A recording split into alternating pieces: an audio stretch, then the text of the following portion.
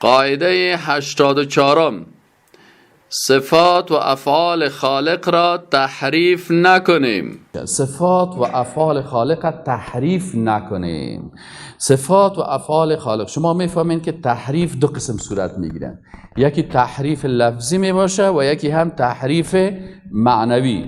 تحریف لفظی کدام یکی را میگن؟ که در لفظش چی میشه؟ تغییرات میشه، زیرش زبر میشه، زبرش پیش میشه، و یا هم کدام حرف زیاد میشه یا کدام حرف کم میشه. این تحریف لفظی میگن. تحریف لفظی چی است؟ مثلا یکی از الفاظ، یکی از حرکات تغییر داده میشه، پس این تحریف است. یک نفر یا یک نفر است یک کلمه رو زیاد میکنه، یک حرف زیاد میکنه. مثل استوا را میگه استوا به معنای چی است؟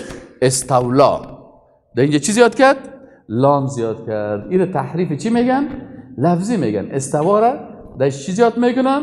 لام زیاد میکنن. این تحریف لفظی هست. دوم قسمش تحریف معنوی چی هست؟ تحریف معنوی تحریف است که او در معنا تحریف میکنن. مثل چی هست؟ مثلا ید به قدرت و قوت چی میکنن؟ تحریف میکنن، تغییر میتن از نگاه معنا. و یا ای که مثلا میگن که قرآن کسی که معنای ظاهر داره یکی باطن داره. معنای ظاهر، معنای باطنش باز میخزن قرآن، آیات قرآن دیگه قسم تفسیر میکنن. در حالی که اگر قرآن معنای ظاهر و باطن داشته باشه، قل هو الله احد، الله ذات یگانه است، این معنای ظاهر شد. باطنش چی است؟ باطنش باید یک کمی تغییر داشته باشه. پس الله العیاذ بالله دو تا سه تاست؟ نه. باز برای کفر خود چی پیدا میکنن؟ دلیل پیدا میکنن که یک خالق نیست بلکه خالق چی است؟ متعدد است. فهمیدی؟ یعنی این تحریف معنوی میگن. تحریف معنوی دو قسم میشه که یا بیخی مثلا معنا کاملا تغییر داده میشه، یا مثلا بر از اون معنا مثلا چندین معنا پیدا میکنن که ظاهر است و باطن است، و مثلا ظاهرش فلانی میفهمه و باطنش فلانی میفهمه و ایش فلانی میفهمه.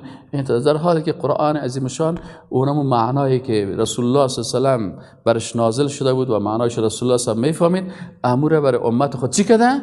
تبلیغ کرده. او تو نیست که کدام چیز رسول الله صلی الله علیه و سلم از دین پیش خود چی کرده باشه؟ او را پت کرده باشه. این پس ما مسلمان ها که هستیم در کتاب الله، در صفات الله تحریف نمی کنیم.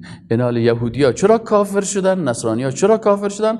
که بسیاری از صفات و افعال الله را تحریف کردن. مثلا یک فعل ورداشتن عوضش یک فعل دیگر را جای به جای کردن.